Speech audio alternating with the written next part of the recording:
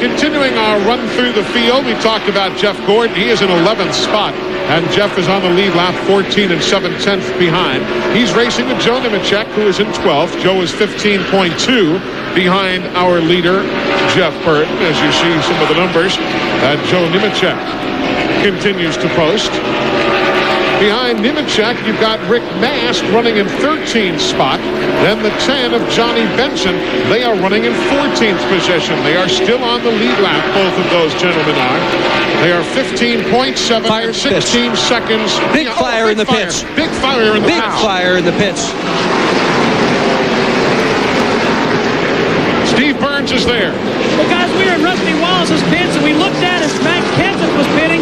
Can't see if any crewmen have been hurt. Now a lot of other teams rushing in, trying to move gas cans out of the way. Lots of smoke now. They're trying to get the fire out, but a big fire in Matt Kenseth's pit. A fire brings out caution. Caution at lap 321 in the Matt Kenseth and Kurt Busch pit areas there. The leader is the 99. Fire. The pit road is closed, as you can imagine. And caution for the 8th time. A scary fire, and it was a big one as pit road fires go. Eli, and one of the reasons the caution's out, look at all the smoke down in turn 1 there. Visibility is almost gone. They are calling for ambulances, and you'll see them pirouetting into picture here in a moment. They're also bringing some additional fire safety crews down to the scene. Steve? Yeah, Rick Mashinsky is the gas man on the 17 car, and they are putting ice around his neck. The emergency workers are here. He's on his knees, and as I said, they're putting ice down his uniform, trying to keep him cool down. Rich Mashinsky, the gas man on the 17 car. Jack Roush, of course, with that distinctive hat of his. You see him front and center there as the concerned crew members from all of the different organizations look on. Rick Mashinsky, the fueler, the gas man. That was a scary, scary deal. Lots of fire down there.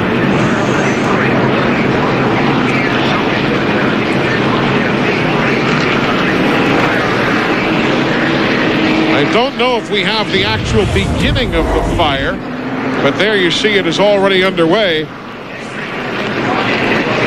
It spreads very, very quickly, and you see the firemen right in the middle of it, wading right in. And you see the heat just repelling that one firefighter as it then spreads towards the 97 pit of Kurt Busch. Well, there's firefighters all up and down pit road here in these NASCAR races. They needed a lot of them, and it's a good thing they had them. Again, that was on replay. We're now back to live coverage. Rick Mashinsky, the fueler there, and look at some of those tires and everything else that has just been distorted, melted in some instances. See Jack Roush talking with the NASCAR officials.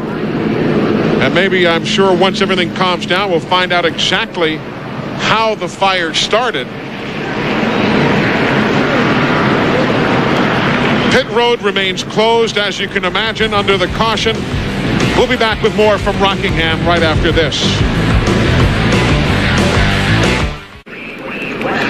We are back here at Rockingham. Pit road has not yet opened. There is extensive cleanup from all of the fire extinguisher material and all that you see being swept away.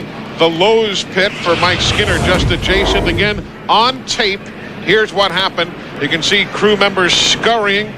See Larry McReynolds there on top of the war wagon from the Lowe's team looking on to try and get a view through there. Robbie Reiser is down there with Steve, I believe, fellas. Yeah, they're talking it over right now, Eli. Robbie Reiser talking to a guy on the 90s, one of the crewmen off the 97 team. Robbie, scary incident. Tell us what happened. Just car lighted the can up on fire, I guess. You know, everything happened so fast. You feel in the car, and next minute knew we had fire all over the place, and we got a couple guys hurt here. So that's more of our concern right now is the guys that are hurt than what we're doing here. We saw the gas man, Rich Mashinsky, being taken away. Anybody else injured? From what I know, I just got 2 guys that are injured. That's all I really know right now. I'm just trying to get this mess organized here, I guess. Robbie, know how serious the injuries are? Did you talk to the guys hurt? I just know they're burned. I don't really know. Okay, thank you, Robbie. Let's go to Ralph. Well, I'm with Larry McReynolds, who's the crew chief of Mike Skinner, pitted right next door. Larry, what did you see happen? Well, I knew when they dropped the jack on the left side, I saw some fire come out from underneath Matt's car. And you saw him leaving, you saw the trail, which sometimes that happens, and I thought maybe it was done. But then I looked over and just seen like an inferno over there. And it's probably the biggest fear of the pits is a fire. And just certainly hope everybody's okay. And in the dilemma we had, on our last stop, we elected not to put fuel in ours to make some major adjustments because, again, there's no way you can go 90 laps here on a full run because of the tires. So we was within about 3 or 4 laps of having a pit because of being low on fuel. So thank the good Lord everything's okay. We just hope everybody with the 17 car is okay. Is everybody okay on your team? Yeah, a little covered in powder, but we're okay. Well, that was going to be my next question. I see everything's covered in flame retardant stuff. Will that affect your tires that you have sitting back here that are covered in dust now? No, I don't think so. Again, this pavement will wear the dust off pretty fast, too. We're going to pit. He's got to get it off his tires, though, Eli. Indeed, and pit road is going to open now. There's the gas can that was involved in that. You got to think. Eli, this thing always has a neck on it like that. I'm sorry that we didn't stay with that can, but it has a neck there, and it was broken off at the fitting there. That was probably done as he was leaving, and the gas man tried to snatch the quick coupling that they have to gas these cars up with.